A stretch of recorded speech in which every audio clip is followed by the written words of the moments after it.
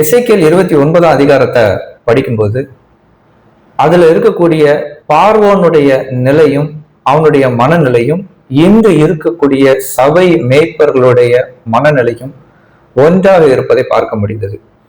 அந்த எசேக்கியேல் 29ல அந்த சூழல் என்ன அப்படின்னு பாத்தீங்கன்னா, இஸ்ரவேலை நேபுகாத்நேச்சார் முற்றுகை போட்டு அதை அழிக்க தொடங்கிய அந்த நேரம், அழிவு அங்கு ஆரம்பமாயிருச்சு. இஸ்ரவேல் ஜனங்கள் ஏற்கனவே தேவனுக்கு விரோதமா பாவம் செய்து கீழ்ப்படியாம இருந்ததுனாலதான் ஆண்டவர் நேபுகாத்நேச்சார் அங்க அனுப்பி அழிவை ஆரம்பித்திருக்கிறார். இந்த வேளையில அவங்க செய்ய வேண்டியது, அவங்க தேவனை நோக்கி திரும்பி தங்களை தாழ்த்தி இருக்க வேண்டும். தேவன் மேலேயே அவங்க நம்பிக்கை வைக்க வேண்டும். அவங்களுக்கு வேற நம்பிக்கையே கிடையாது. ஆனா இவங்க என்ன செஞ்சாங்க அப்படின்னா, எகிப்து தங்களை அந்த அழிவிலிருந்து ரட்சிக்கும் என்று எகிப்து மேல அவங்க நம்பிக்கை வச்சாங்க. இது அதுக்கடுத்து மிகப்பெரிய தவறு. இந்த சூழல்ல எகிப்துல இருக்கக்கூடிய பார்வோனுடைய இருதயம் எப்படி இருந்தது அப்படிங்கிறத எசேக்கியேல் 29:3 மற்றும் 4 நாம் வாசிக்கும் போது தெரியும். அதை நான் உங்களுக்காக வாசிக்கிறேன். கர்த்தராகிய ஆண்டவர் சொல்லுகிறார், எகிப்தின் ராஜாவாகிய பார்வோனே, நீ உன் நதிகளின் நடுவிலே படுத்துக்கொண்டு, என் நதி என்னுடையது, நான் அதை எனக்காக உண்டு பண்ணினேன் என்று சொல்லுகிற பெரிய முதலையே, இதோ நான் உனக்கு விரோதமாக வந்து உன் வாயிலே சுருடுகளை மாட்டி உன் நதிகளின் மச்சங்களை உன் செதில்களில் ஒட்டி கொள்ளும்படி செய்து உன்னை உன் நதிகளின் நடுவில் இருந்து தூக்கி விடுவேன். உன் நதிகளின் மச்சங்கள் எல்லாம் உன் செதில்களில் ஒட்டி கொண்டிருக்கும். இப்படி சொல்லி ஆண்டவர் அடுத்ததாக என்ன சொல்றாருன்னா, உன்னை நான் தூக்கி வனாந்தரமான பாலைவனம் போன்ற ஒரு இடத்துல நான் உன்னை எரிஞ்சிருவேன். விலங்குகள் உன்னைய சாப்பிடும். ஆகாயத்து பறவைகளுக்கு நான் உன்னைய இறையா கொடுப்பேன். நீ இல்லாம போயிடுவ அப்படின்னு சொல்லி தீர்க்க தரிசனமா சொல்றாரு. இதுல நாம பாக்குற காரியம் என்ன, இது சூழல் வேற என்றாலும் இந்த பார்வோனுடைய மனநிலைமை என்ன இந்த வசனத்தை வாசிக்கும் போது அப்படின்னு பாத்தீங்கன்னா, இந்த நதி என்னுடையது, அந்த நதியில ஒரு பெரிய முதலைய போல இல்ல ஒரு டிராகனை போல படுத்துக்கிட்டு இந்த நதி என்னுடையது, இதை நான் தான் உண்டாக்கினேன்னு அவன் மிகப்பெரிய ஒரு கர்வத்தோட அதை சொந்தம் கொண்டாடக்கூடியவனாக இருக்கிறான். சரி, இதனால என்ன அப்படின்னு நம்ம கேட்கலாம். முக்கியமான விஷயம் நாம் தெரிந்து கொள்ள வேண்டியது, நமக்கு தெரியும் சகலமும் அவராலே உண்டாக்கப்பட்டது, தேவனால் உண்டாக்கப்பட்டு தேவனுடைய ஆளுமைக்குட்பட்டு இருக்கிறது. ஆனா இங்க இவன் இது நான் உண்டாக்கினேன், இது என்னுடையது அப்படின்ற ஒரு கர்வத்தோடு இருக்கிறத தேவன் பார்க்கிறார். பார்த்துதான் அவனுக்கு இந்த தீர்ப்பை கொடுக்கிறார். சரி, இதுக்கும் இன்னைக்குள்ள மேய்ப்பர்களுக்கும் என்ன சம்பந்தம் அப்படின்னு நீங்க கேட்டீங்கன்னா, இது வேற சூழல் என்றாலும் இந்த பார்வோனுக்குள் இருந்த மனநிலைமை இன்று இருக்கக்கூடிய மேய்ப்பர்களில் ரொம்ப தெளிவாகவே பார்க்க முடியுது. எப்படி அப்படின்னா, இந்த சபையை நான் தான் கட்டினேன், இந்த சபையை நான் தான் உருவாக்குனேன், இங்க இருக்கக்கூடிய ஆத்துமாக்களை எல்லாம் நான் தான் ஆதாயம் பண்ணேன், இது என்னுடையது.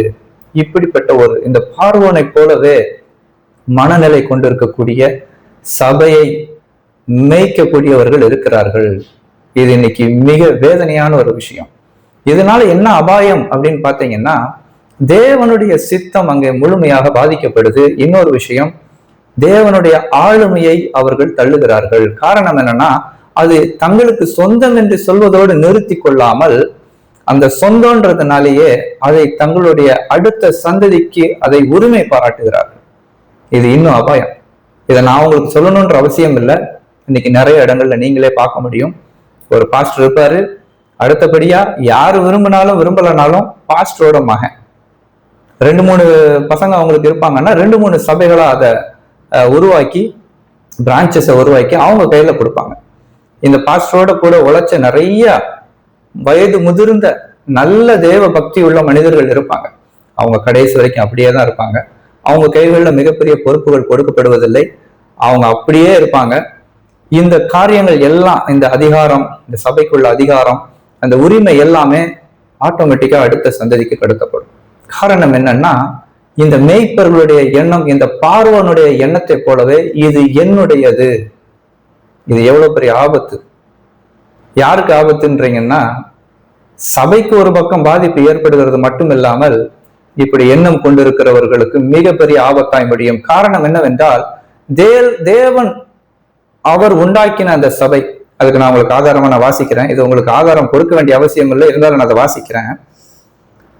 அப்போஸ்தலர் 20:28, ஆகையால் உங்களை குறித்தும் தேவன் தம்முடைய சுய ரத்தத்தினாலே சம்பாதித்துக் கொண்ட தமது சபையை மேய்ப்பதற்கு பரிசுத்த ஆவி உங்களை கண்காணிகளாக வைத்த மந்தை முழுவதையும் குறித்து எச்சரிக்கையா இருங்க. இங்க என்ன சொல்லப்பட்டிருக்குன்னா, தேவன் தம்முடைய சுய ரத்தத்தினாலே சம்பாதித்து கொண்ட தமது சபைன்னு சொல்லப்பட்டிருக்கு. இயேசு கிறிஸ்துவனுடைய ரத்தத்தினாலே இந்த சபை, இன்னைக்கு உலகம் முழுவதும் இருக்கக்கூடியது எல்லாமே கிறிஸ்துவனுடைய சரீரமா இருக்குது. அவர் தலையா இருக்கிறார், அவருடைய சரீரம் சபையா இருக்குது.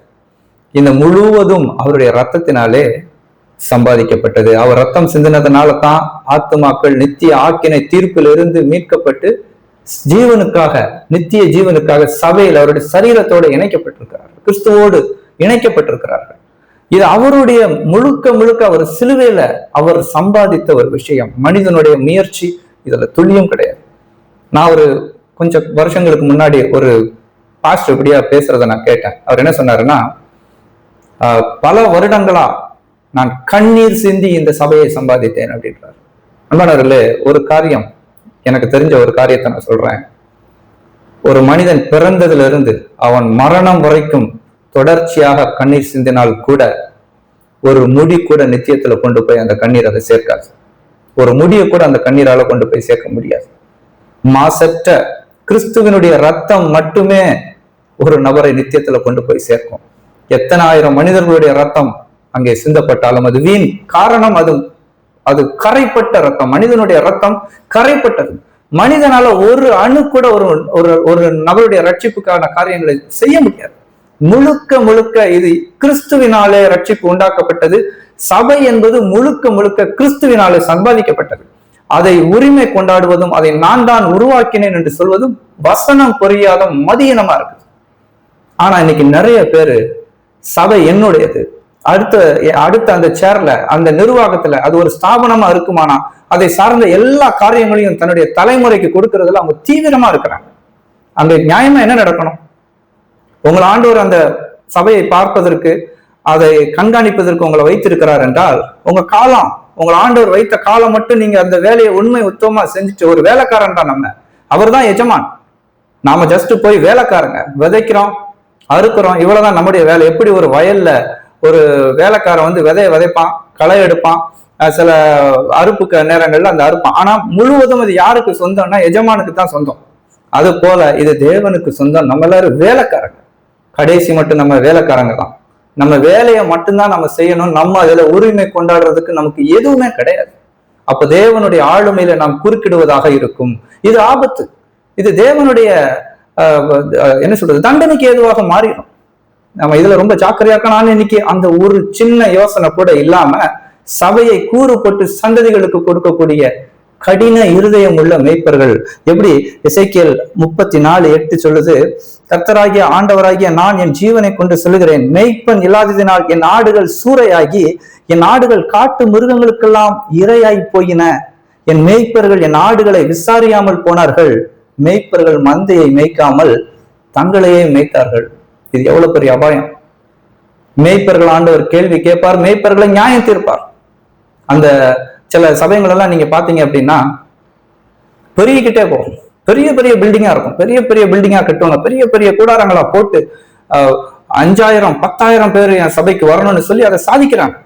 பக்கத்து ஊருக்களுக்கெல்லாம் இவங்களுடைய சபையோட வாகனங்களை அனுப்பி, ஏன் அங்கங்க போய் உங்ககிட்ட வளர்ந்த விசுவாசிகளை ஆண்டவர் என்ன சொல்லி இருக்கிறாரு, உலகமெங்கும் போய் சர்வ சிருஷ்டிக்கும் சுவிசேஷத்தை பிரசங்கிங்கள், அப்புறம் என்னுடைய போதனைகள் அவனுக்கு கொடுத்து அவனை சீஷராக்கு. நீ சீஷன்னா நீ இன்னொரு சீஷனை உருவாக்கு.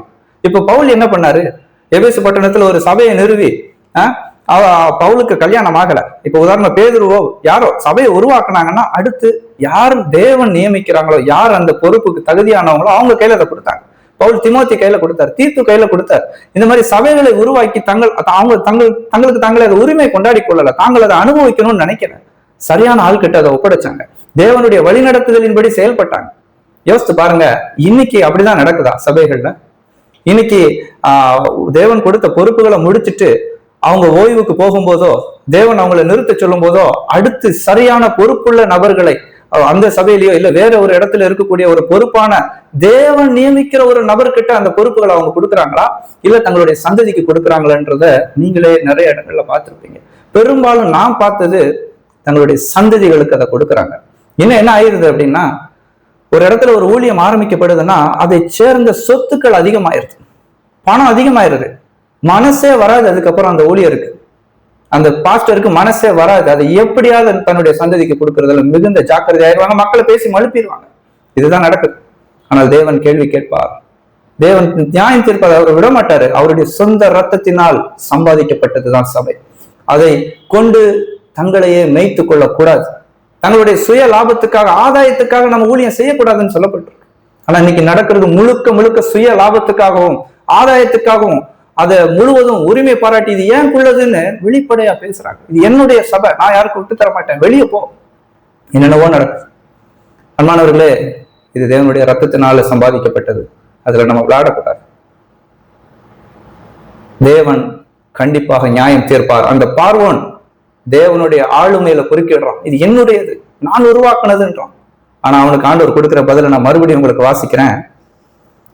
உன் வாயிலே துறடுகளை மாட்டி நீ ஒரு முதலைய போல அந்த நதியில படுத்துக்கிட்டு இது என்னுடையதுன்னு நீ சொல்ற, நான் உருவாக்கினேன்னு சொல்ற. அது மாதிரிதான் இன்னைக்கு பாஸ்டர்ஸ் செய்றாங்க. இதை நான் உருவாக்குனது, சபைக்கு மத்தியத்துல இருந்து இதை நான் உருவாக்குனது, இது என்னுடையது, நான் அதை யாருக்கும் கொடுக்க மாட்டேன், என் காலம் முடிஞ்சது என் சந்ததிக்கு தான் அது, அந்த சொத்து பத்தெல்லாம் வந்துடும்.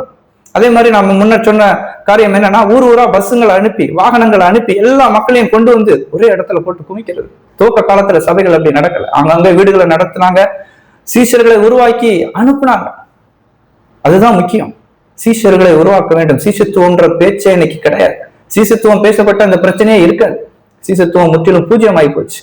இன்னைக்கு வாரிசுகளை நிலைநாட்டுறதுக்கான போராட்டம் தான் இருக்குதே தவிர சீஷர்களை உருவாக்கக்கூடிய நிலைமை இல்லை. மக்களை நித்தியத்துக்கு நேரம் நடத்தக்கூடிய மாதிரிகளும் இன்னைக்கு இல்லை.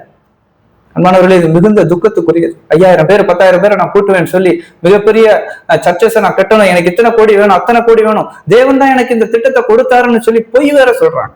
மக்கள் கிட்ட பல கோடிகளை வசூல் பண்ணிக்கிறாங்க. அதை சொத்துக்களா சேர்த்து தாங்கள் அனுபவித்து பெரிய பெரிய கட்டடங்களை கட்டி பெரிய பெரிய காரியங்களை ஆரம்பித்து தங்களுடைய சந்ததிக்கு அதை கொடுக்குறாங்க. இதை தேவன் கேள்வி கேட்காம சும்மா இருக்க மாட்டார். அந்த வசனத்தை நான் வாசிக்கிறேன். ஆண்டவர் சொல்றாரு, பார்வனை பார்த்து, உன் வாயிலே துறடுகளை மாட்டி உன் நதிகளின் மச்சங்களை உன் செதில்களில் ஒட்டி கொள்ளும்படி செய்து உன்னை உன் நதிகளின் நடுவில் இருந்து தூக்கி விடுவேன். உன் நதிகளின் மச்சங்கள் எல்லாம் உன் செதில்களில் ஒட்டி கொண்டிருக்கும்.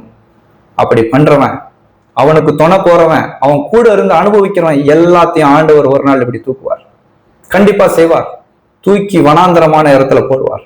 தன்னுடைய சபையை அவர் சுத்திகரிப்பார். கண்டிப்பா அது நடக்கும். அவர் சபையை சுத்திகரிக்கக்கூடிய நாட்கள் சீக்கிரத்துல வரும். ஆண்டவர் இதை பார்த்துக்கிட்டே இருக்க மாட்டார். நியாயமா ஒரு சபை ஆரம்பிக்கப்பட்டது என்றால் நியமிக்கப்பட்ட அந்த நபர் அவர் கொடுக்கப்பட்ட அந்த நாள் வரையிலும் பொறுப்போடு அதை ஜனங்களை சரியான உபதேசத்தை கொடுத்து சீஷர்களாக்கி அவர்களை வெளியே அனுப்பணும். அவங்க அங்கங்க போய் சபைகளை ஸ்தாபிக்கணும். அவங்க சீஷர்களை உருவாக்கணும். இதுதான் நடக்கணும். ஆனா இன்னைக்கு தலையில நடந்துகிட்டு இருக்கு. மொத்தத்துல மக்களை கூட்டி உட்கார வச்சு அவங்க கொடுக்குற தசம பாகம் காணிக்க எல்லாத்தையும் வாங்கி வாழக்கூடிய நிலைமை, சொத்துக்களை பெருக்கி சந்ததிகளுக்கு அடுத்து கடத்தக்கூடிய நிலைமை இன்னைக்கு இருக்கு. நியாயமா ஆண்டவரை கேட்கணும், ஆண்டவரே நான் என்ன செய்யட்டும், இதுக்கப்புறம் நான் என்ன செய்யணும், என் வேலையை நான் முடிக்க போறேன், இதுக்கப்புறம் நான் இதை யார் கையில பொறுப்பா கொடுக்கணும். ஆண்டு ஒருத்தனை காமிப்பார். ஒருவேளை அவங்க மகனே கூட காமிக்கலாம். அப்போ மகனை நியமிக்கலாம், தப்பு இல்லை. இன்னொருத்தரை காண்பித்தால் இன்னொருத்தரை தான் நியமிக்கணும். உங்களுடைய காரியங்கள் என்று மேய்ப்பர்கள் நீங்கள் சபையை சொந்தம் கொண்டாடக்கூடாது. அது உங்களுடைய இதில் நீங்களே உங்களுக்கு சொந்தம் அல்ல. நீங்களும் நானும் முழுவதும் தேவனுக்கு சொந்தம். நாம் மறுபடி கிரயம் கொடுத்து அவருடைய ரத்தத்தினால வாங்கப்பட்டிருக்கிறோம். அதனால நமக்கு சொந்தம் கிடையாது, நாம் அவருடையவர்கள். அப்புறம் நம்மளை சுற்றி இருக்கக்கூடிய மற்ற காரணங்கள் எல்லாம் தேவனுடையதுன்றதுல எவ்வளவு நிச்சயமா இருக்கணும். நாமளே நமக்கு சொந்தம் கிடையாது. நாம் கிரயத்துக்கு கொல்லப்பட்டிருக்கிறோம். இந்த வசனத்தை வாசிச்சது இல்லையா? அன்பானவர்களே, தேவனுடைய கோபத்தை நாம் நினைவில் வைக்க வேண்டும். அவர் பட்சிக்கிற அக்கினியா இருக்கிறார். இதே போல தொரட்டை போட்டு இந்த மாதிரி சபையை சொந்தம் கொண்டாடி ஆடுகளை வைத்து ஆதாயம் பண்ணுகிற ஆடுகளை சிதறடிக்கிற, ஆடுகளை சரியாக கவனிக்காமல் தங்களையே மேய்த்து கொண்டிருக்கிற மேய்ப்பர்களை, அதாவது அவங்களை மேய்ப்பர்னு சொல்ல முடியாது, மேய்ப்பர்களா இல்லாமல் ஓநாய்களைப் போல வாழ்ந்து கொண்டிருக்கிறவர்களை ஆண்டவர் தொரடு, அந்த மீனுக்கு போடுற முள்ளு மாதிரி போட்டு அந்த முதலை போன்ற வாழ்க்கை வாழ்கிறவங்களை தூக்கி வெளியே எறிவார். சபை சுத்திகரிக்கப்படும். இது நடக்கும், கண்டிப்பா நடக்கும். ஊழியம் செய்கிறவர், அடுத்த தலைமுறையினர், அவருக்கு முன்பாக உத்தமமாய் செய்கிற பெரியவர்கள் தொடர்ச்சியாய் உத்தமமா செய்து தேவனுடைய சித்தப்படி ஒவ்வொரு காரியங்களும் செயல்படுவதற்கு ஒப்பு கொடுத்து சபை வளருவதற்கு ஏதுவான ஒரு வாழ்க்கை வாழ நம்மை ஒப்பு கொடுக்க வேண்டும். அப்படிப்பட்ட வாழ்க்கைக்கு நம்ம ஏற்படுத்தும்.